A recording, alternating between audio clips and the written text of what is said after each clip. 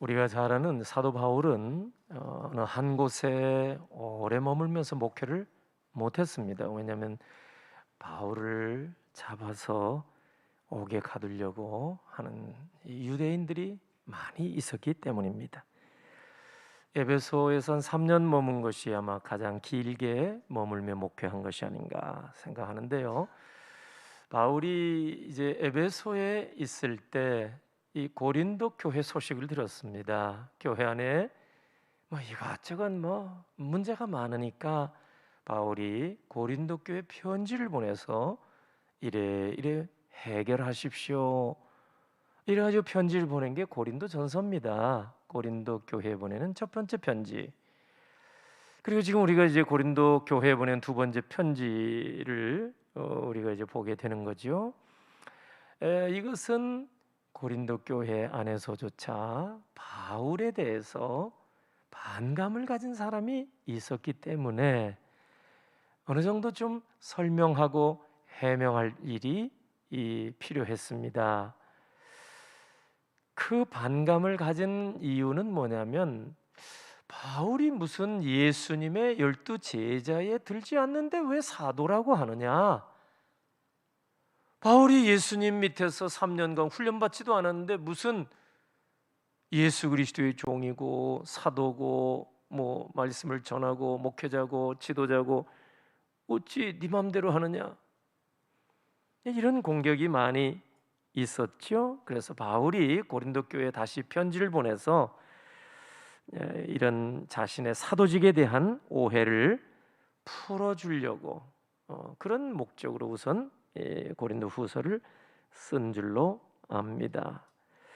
그런데 고린도 후서 두 번째 편지, 특별히 오늘 30절에 보니까 사도 바울이 내가 부득불 자랑할진대 내가 약한 것을 자랑하리라. 하여튼 자랑하면 고린도 사람들만큼 자랑이 많이 있는 그런 사람이 없는 것 같아요. 아무래도 항구 도시고 2000년 전에는요 상업이 발달하고 무역이 발달하고 인적 자원이 많이 교류하고 물적 자원들이 많이 오가고 지식도 교류하고 최신 정보도 교류되고 이거 항구 도시니까 자연히 돈이 많이 있게 되고 아주 부흥한 그런 도시. 그러니까 고린도 사람들은 얼마나 자부심, 자랑할 게 많겠어요.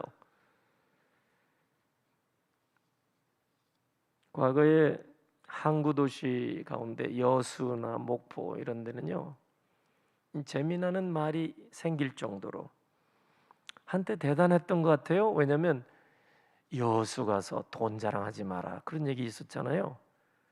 여수에는 이제 항구 배만 들어오면 모든 거 다 해결돼 가지고 하여튼 부자들이 많았나 봐요. 그 순천에서는요 뭘 자랑하지 말라고요? 인물 자랑하지 말라고 그랬어요. 인물이 얼마나 인물들이 좋은지 그냥 우리 교회도 순천 출신들이 몇 분 계시는데 보니까 아주 그냥 인물들이 좋으세요. 한 인물들 하시고 자녀 손주에 이르기까지 그냥 훌륭합니다. 근데 또 목포에 가면 뭘 자랑하지 말라? 주먹을 자랑하지 말라고 그랬어요. 주먹. 왜냐하면 목포에 조폭들이 많았나 봐요. 두드려 패고 그냥 이런 조폭들이 그냥. 그래가지고 나 힘 좀 쓴다. 명함을 못 낸대요. 목포에 가면 아주 그냥 대단한 주먹들이 많이 있었던 것 같아요. 근데 고린도가 마침 그런 모습이에요. 그러니까 항구 도시이기도 하고 하여튼 돈이 많이 몰려오는 곳이에요. 사람도 많이 오가고 그러니 고린도에 사는 사람들이 그 자부심이 이루 말할 수 있어요. 그죠? 자랑거리가 많은 거예요. 그런데다가 여러분 그리스 사람들은 고린도가 그리스에 속하잖아요. 그리스 2000년 전에 그리스 사람들은요 지혜를 숭상했어요. 이 고린도 전서에도 많이 나오죠. 철학의 발상지 아니에요. 아테네. 그리고 웅변을 숭상했어요. 웅변. 말을 잘하는 사람이 최고. 그래서 백성 가운데 지도자를 뽑는데 누구를 뽑느냐? 말 잘하는 사람. 로마 제국 시대도 마찬가지. 웅변력이 탁월한 사람이 언제나 지도자가 되는 거예요. 통치자가 되고. 그래서 바울은 고린도 교회에 첫 번째 보내는 편지에서도요, 고린도전서 1장 31절 기록된 바 자랑하는 자는 주 안에서 자랑하라. 그런데 고린도 후서에서 두 번째 편지에서 똑같은 말을 또 얘기합니다. 그게 고린도 후서 10장 17절, 바로 우리 앞장, 본문 앞장에 자랑하는 자는 주 안에서 자랑할지니라. 아니 이거 예레미야 인용한 구절인데요, 똑같은 얘기 또 반복해요. 왜 반복해요? 달라진 게 없으니까 그렇죠. 이 고린도 사람들의 이 고시잖아요, 고시. 고린도 사람들이 고집이 얼마나 많아요. 네. 이 자부심이 많고 가진 게 많고 실력 있고 막 이러니 여러분, 고린도 교회도 고린도 사람들 아니겠어요? 대부분이. 그러니까 이 고린도 사람들이, 특히 고린도 교회 안에서도 사도 바울을 보니까 이제 허접하게 보이는 거예요, 소위 말해서. 사실 바울도 예수 믿기 전에 대단했잖아요. 바울이 가말리엘 문화생, 그게 최고 학부 나온 사람이에요. 지금으로 얘기하면 하버드 출신이나 마찬가지예요. 그 당시에 대단한 사람이죠. 로마의 시민권자예요. 그러니까 아무도 손을 못 대요. 황제 외에는 심판 못하는 거예요. 그 정도로 대단한 신분, 경력, 여러분 실력 탁월하잖아요. 그런데 사도 바울은 예수 믿고 나서요, 그 모든 경력과 신분과 자랑거리 분토만도 못한 것으로 여기고 다 내려놓았다고 그랬어요. 그러다 보니까 고린도 사람들이 바울을 볼 때 좀 초라하게 본 것 같아요. 그도 그럴 것이, 바울은요 늘 금식하며 굶주린 가운데 있었거든요. 그러니까 가난해 보였던 것 같아요. 그리고 늘 복음을 전하다 매 맞고 다녔어요. 막 거반 죽기까지. 그러니까 사람들이 볼 때 저 사람 힘도 없고 백도 없는 것으로 그렇게 봤을 거 아니겠어요? 그리고 세상의 권세, 실력, 스펙, 신분들 다 분투하지 여기고 나니까 한없이 약해 보인 거예요. 심지어 고린도후서 10장 10절 보니까요, 바로 앞장에 10장 10절, 그들의 말이 그의 편지들은 무게가 있고, 그의 편지는 바울 얘기예요. 그들이라는 것은 고린도 교회 성도. 아니 성도들까지도 바울의 이 사람에 대해서 시비를 걸고 있는 거예요. 그의 편지들은 무게가 있고 힘이 있으니, 글 좀 쓰나 보다, 공부 많이 했으니까. 그런데 그가 몸으로 대할 때는 약하고 그 말도 시원하지 않다, 이렇게 비판하는 거예요. 대면에서 보니까 풍채도 없고 키도 그냥 자그마하고 모양새도 없고, 초상화를 보니까 머리카락도 별로 없어요. 그러니까 흠모할 만한 모습이 전혀 없다, 그 말이죠. 아니 고린도 교회 성도들도 그렇게 본 거예요. 뿐만 아니라 말도 시원하지 않다. 아니 지혜를 숭상하고 웅변을 숭상하고 말이죠, 철학을 숭상하는 고린도 사람들이 볼 때, 그리스 사람들이 볼 때 바울은 웅변력도 없다, 이 말이에요. 사실 이 고린도 후서 11장 6절에 보면은요, 일부 시인한 것 같은 느낌이 들어요. 왜? 내가 비록 말에는 부족하나, 그렇죠? 말에는 부족하나, 바울이 그런 얘기 하잖아요. 지식에는 그렇지 아니하니. 여러분 그렇다고 해서 문자 그대로 정말 바울이 말에는 초라한 사람인가? 말이 어눌한 사람인가? 꼭 그렇게 생각하면 안 됩니다. 크리소스톰 같은 유명한 분은 이 헬라어, 신약 성경에 기록된 헬라어가 모국어예요. 이분이 오늘 이 6절, 11장 6절을 해석하는데 보니까 바울이 말에는 부족하나, 이게 겸손의 표현이지, 바울이 무슨 말도 못하고 어눌하고 그건 결코 아니다. 왜? 사도행전 20장 보면 바울이 드로아에 가서 설교할 때 저녁부터 밤늦게까지 뭐 날새일 정도로 설교를 하는데 완전 부흥회하는 거예요. 여러분, 그런 말솜씨가 없는 저 같은 사람은 30분 설교 이상 잘 못하잖아요, 그죠? 네. 몇 시간이고 그냥 부흥회하는 거예요. 여러분, 말에 어눌한 사람이 그렇게 하면 누가 듣겠어요? 바울이 밤늦게까지 설교를 했어요. 창문 걸터 앉아서 유도구라는 청년이 설교 듣다가 졸았어요. 졸다가 떨어져서 죽었어요. 여러분, 오늘 지금 정신 차리셔야 돼요. 예, 졸다가 옆에 의자에서 미끄러지면 나 책임 안 집니다. 예, 일본 도쿄 올림픽 참석하다가 확진되면 책임 못 져. 뭐 IOC에서 그랬다고 하는데 여담입니다만은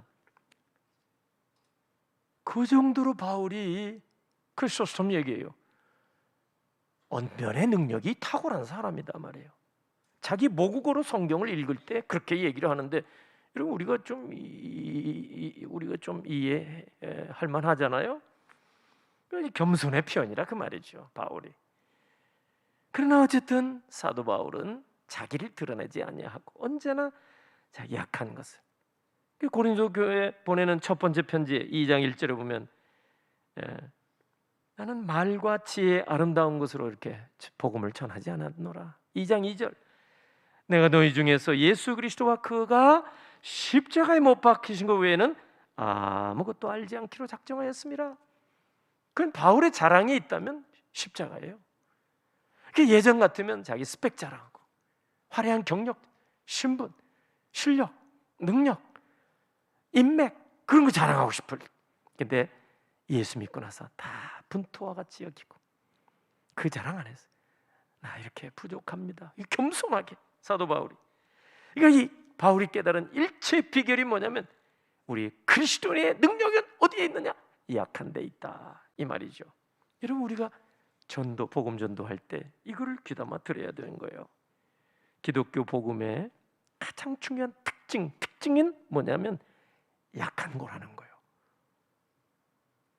약한 데서 온전해지는 법이라고 그래요. 이 뒷장에 제가 2년 전에 설교한 적이 있는데 고린도후서 12장이 나오잖아. 내가 약할 곧 그때에 곧 강함이라. 왜?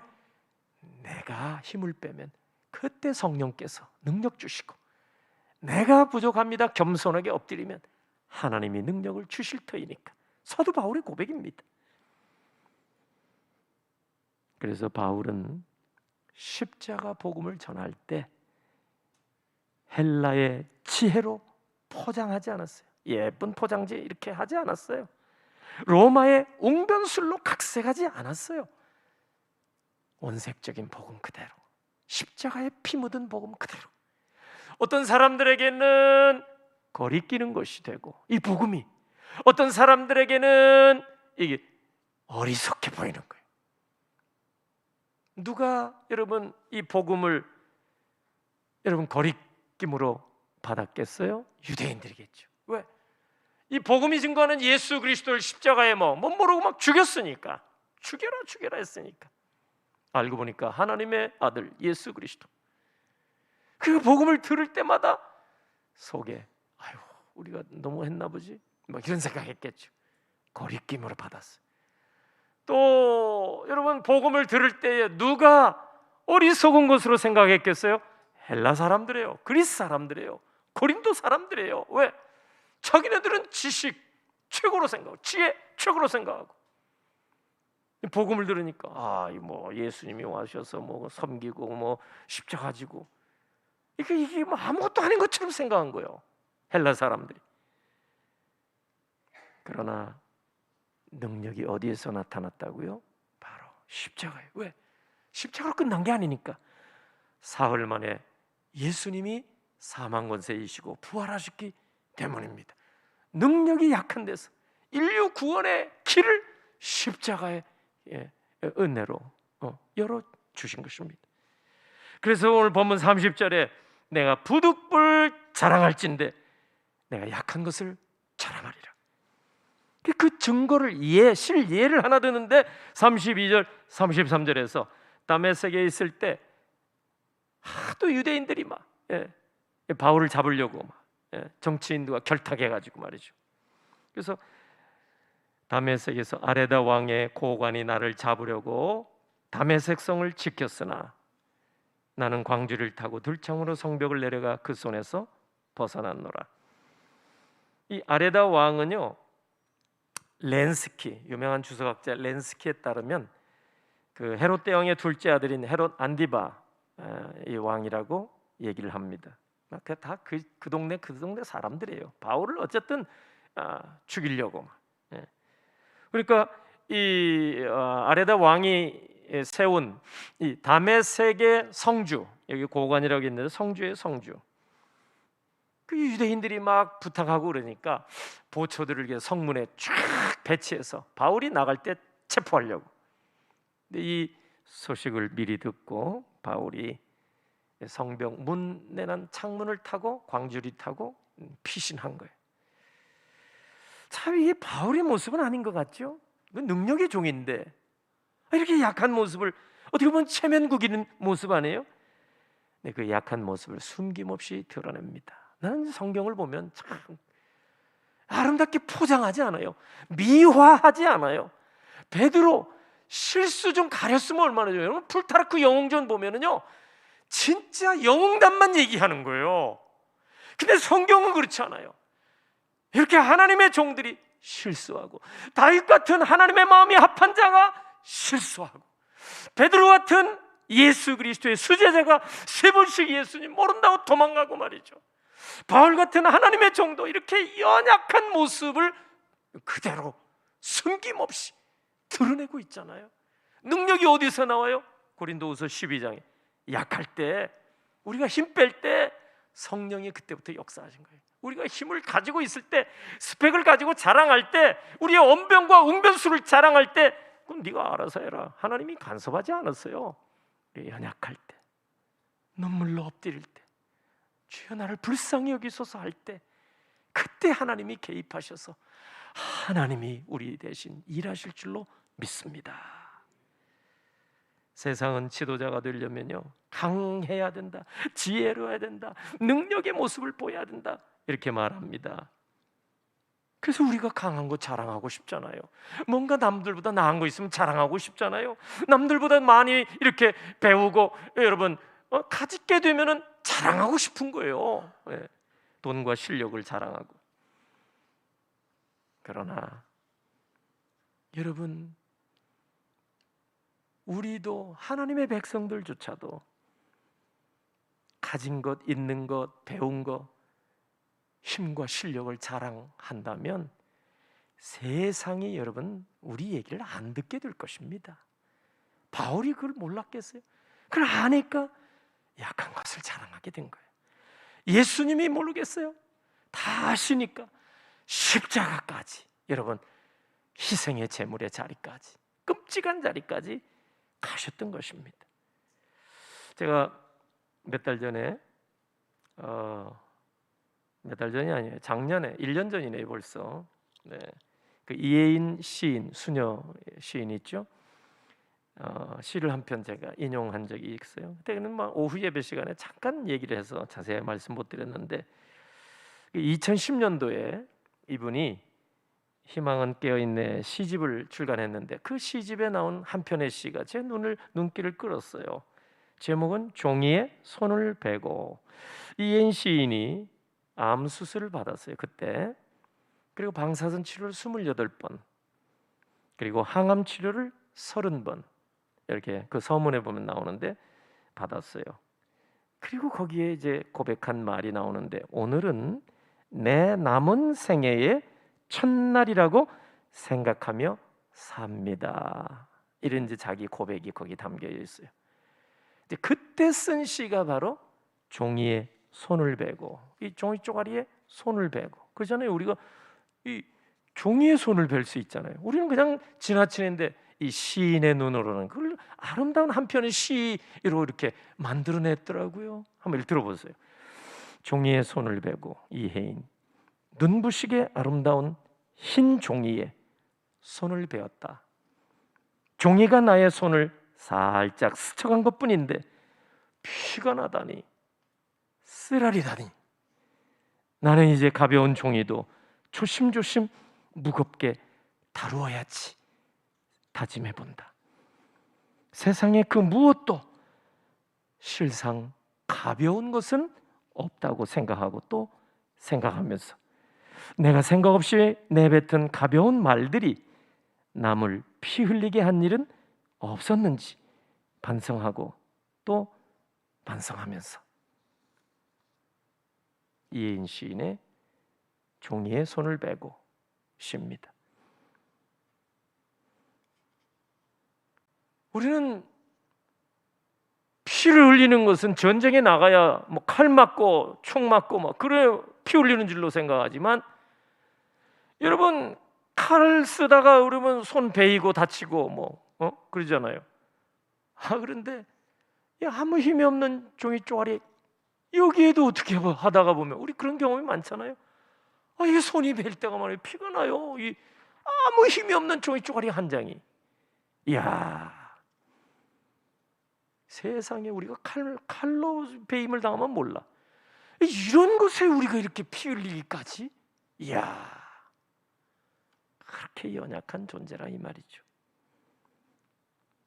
여러분, 세상은 언제나 강한 것을 자랑합니다. 힘과 권세, 돈과 실력.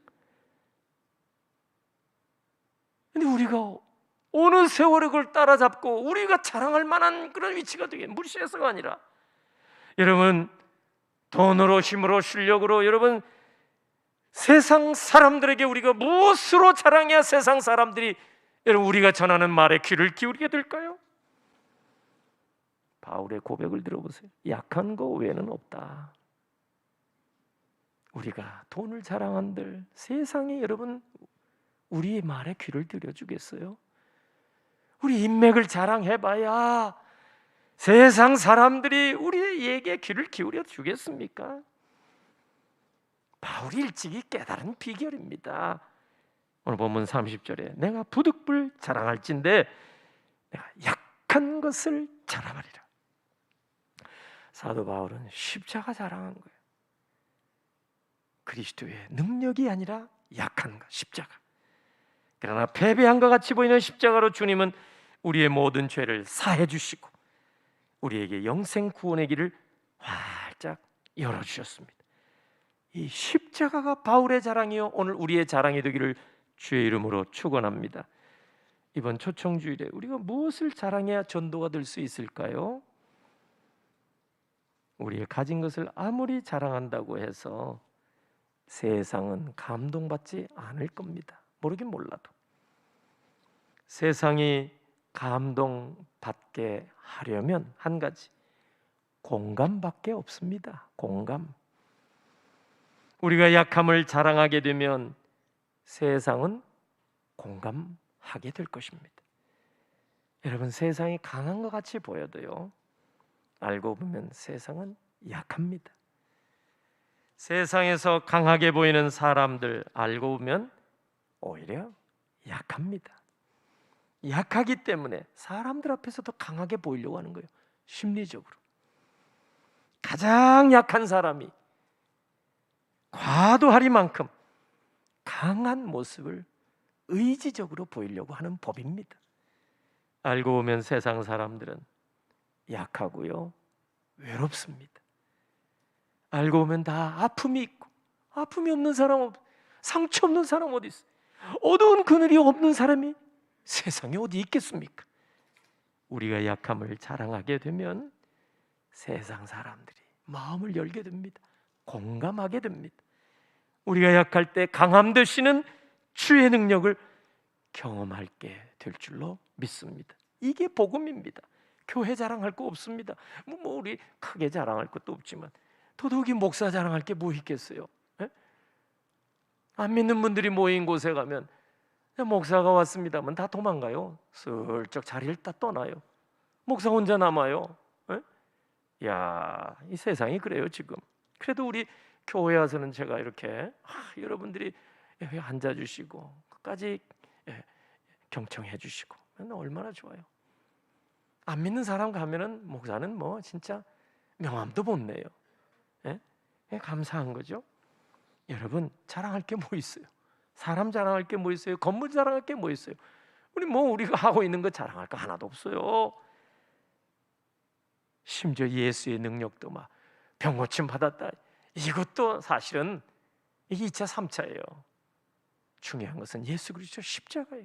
왜? 능력이 거기서 나오는 걸. 거기에서 부활의 능력도 나왔기 때문에. 고린도서 2장 2절에 십자가 외에, 십자가에 못 박힌 것 외에는 내가 아무것도 알지 않기로 작정하였습니다. 이번 초청주를 앞에 놓고 여러분들이 복음을 이제 전하셔야 되는데, 여러분 우리가 전하는 것은요, 예수 그리스도의 십자가 돼야지. 아유, 교회 좋아요. 교회 이 자랑할 게 여러분 아무리 있다고 그래도 세상은 감동하지 않아요. 마음 열지 않아요. 우리가 전하는 것은 약함입니다. 그리스도의 약함과 십자가입니다. 그럴 때 세상도 공감하게 될 것이고, 그럴 때 하나님께서 만져주는 역사가 반드시 나타나게 될 줄로 믿습니다. 오늘 이 말씀 기억하시고, 오늘 지난주에 이어서 전도 대상자 작정 못하신 분들을 위해서 여러분 카드 다 있죠? 없는 분은 또 말씀하시면 되고요.